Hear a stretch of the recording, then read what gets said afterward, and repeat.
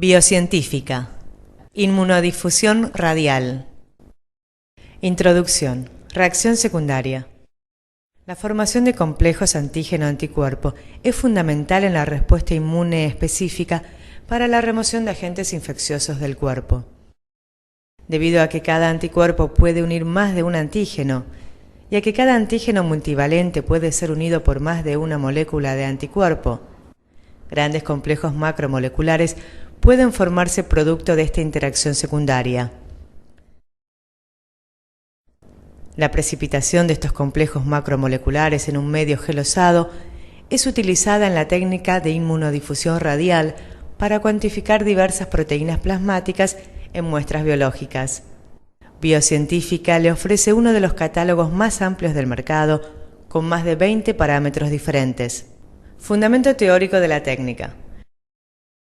Usaremos como ejemplo el dosaje de aptoglobina humana en suero para explicar el fundamento de la técnica.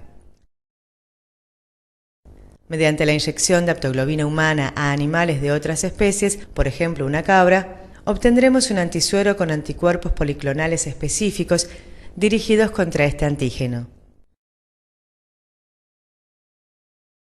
Estos anticuerpos caprinos específicos anti-aptoglobina humana son incorporados a agarosa en estado líquido, la cual es luego vertida en un soporte adecuado en el que se le permite solidificar.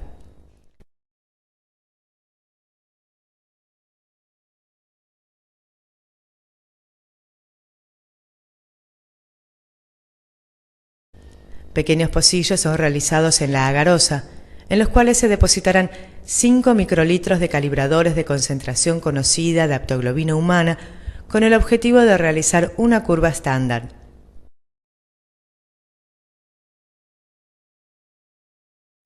Una cantidad similar de las muestras incógnita es depositada en los otros pocillos. Durante el tiempo de incubación, que dependerá entre otras variables del tamaño de la molécula a dosar, los antígenos en solución difunden radialmente hacia afuera del pocillo.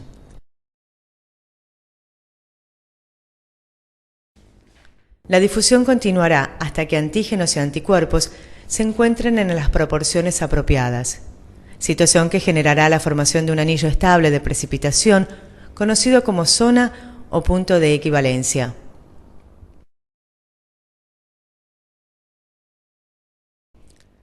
La inmunodifusión radial simple se basa en el principio de que existe una relación cuantitativa entre la cantidad de antígeno presente en la muestra evaluada y el diámetro del resultante anillo de precipitación. Gracias a esto se puede construir una curva de calibración graficando el diámetro al cuadrado de los anillos de precipitación versus la concentración de los calibradores. Luego podremos determinar los valores de aptoglobina de las muestras incógnitas interpolando los diámetros de los pocillos correspondientes en la curva lineal obtenida. Práctica. Veamos una demostración práctica en el laboratorio que nos mostrará el correcto manejo de la técnica y también los errores más comunes. El primer aspecto a considerar es la conservación de las placas. Se debe prestar atención a dos aspectos fundamentales. El primero es la temperatura. Las placas de IDR se conservan en heladera de 2 a 8 grados centígrados. Tratándose de agar, debe prestarse especial atención a que no se congele por ninguna causa, ya que si esto sucede, el reactivo se malogra y debe ser descartado.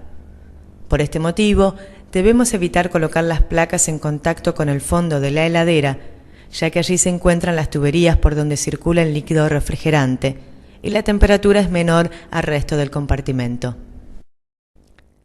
El otro aspecto a cuidar es que las placas deben estar siempre en posición horizontal, tanto durante su transporte como en su almacenamiento.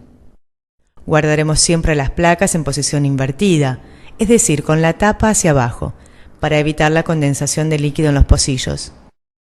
Si al sacar la placa de su embalaje de aluminio encontráramos condensación de líquido en la tapa, debemos evitar invertirla para que el líquido no caiga en los pocillos. Una vez retirada la tapa, si llegara a haber líquido en el pocillo que deseamos usar, dejaremos la placa destapada sobre la mesada durante unos minutos, hasta que el líquido se haya evaporado y podamos realizar la siembra correctamente. Nunca debemos utilizar un pocillo que tenga condensación de líquido dentro. El volumen de muestra a dispensar en cada pocillo es de 5 microlitros. Para dispensar este volumen podemos utilizar una pipeta Hamilton o una pipeta automática de volumen fijo de 5 microlitros o una pipeta automática de rango acotado, por ejemplo de 0 a 10 microlitros. El uso de pipetas de rango muy amplio puede generar errores en el dispensado de cantidades como las que usaremos en esta técnica. Si ya tenemos lista la pipeta con la que trabajaremos, el suero control y las muestras, entonces estamos listos para comenzar. En este caso trabajaremos con muestras de suero fresco.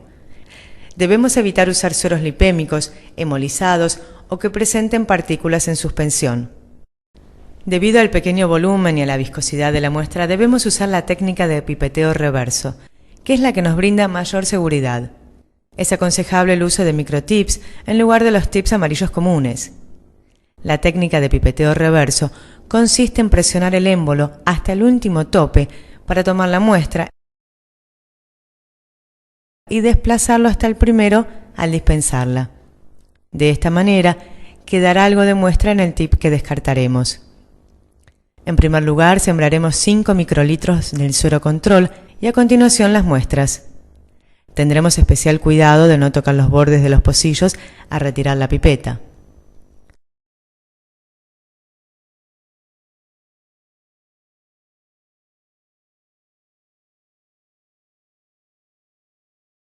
Una vez realizada la siembra del suero control y las muestras, colocaremos un pequeño trozo de algodón humedecido en el centro de la placa y la cerraremos cuidando el correcto ajuste de la tapa. Incubaremos la placa en forma invertida en tiempo indicado en el inserto, a temperatura ambiente y en cámara húmeda.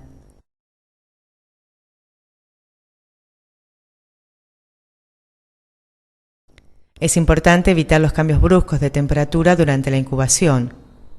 En particular el descenso de la misma durante la noche, ya que si leyésemos los halos al tiempo indicado en el inserto y la temperatura de incubación no fue constante y durante la noche fue sensiblemente menor a la indicada, es probable que midamos diámetros inferiores a los esperados, ya que estos aún no han llegado a su máxima extensión. En estos casos se debe realizar una nueva medición, dejando difundir las muestras 12 o 24 horas más. Cumplido el tiempo de incubación, procederemos a leer los resultados. Hay dos formas de hacerlo, mediante una regla de lectura o mediante una lupa graduada. Empezaremos con la regla de lectura. En primer lugar, centraremos el pocillo a leer con la línea central vertical. Ubicaremos el halo en la parte superior de la regla, donde las líneas oblicuas se encuentran más separadas. Luego iremos bajando la placa hasta que el borde exterior del halo toca las líneas laterales de la regla. Todo el halo debe quedar a la vista, es decir, que la línea de la regla debe apoyar en el borde del halo y no taparlo. Usaremos el valor de diámetro cuadrado que figura a la derecha de la línea horizontal que esté más próxima al centro del pocillo. Debemos evitar el uso de una regla lineal común, ya que el error que se comete es muy grande. Si contamos con una lupa graduada, la medición será más simple y más exacta. Una vez que tenemos los diámetros de los halos, usaremos la tabla diámetro versus concentración que viene provista junto con la placa para encontrar las concentraciones correspondientes a las muestras. Primero verificaremos que el control dio el resultado esperado, y una vez chequeado esto, encontraremos los valores de las muestras incógnita. Esto es todo, unos 15 minutos de trabajo del operador. Las placas se vuelven a guardar en la heladera con el algodón humedecido en su centro, de forma invertida, utilizando su envoltorio original y dentro de su caja.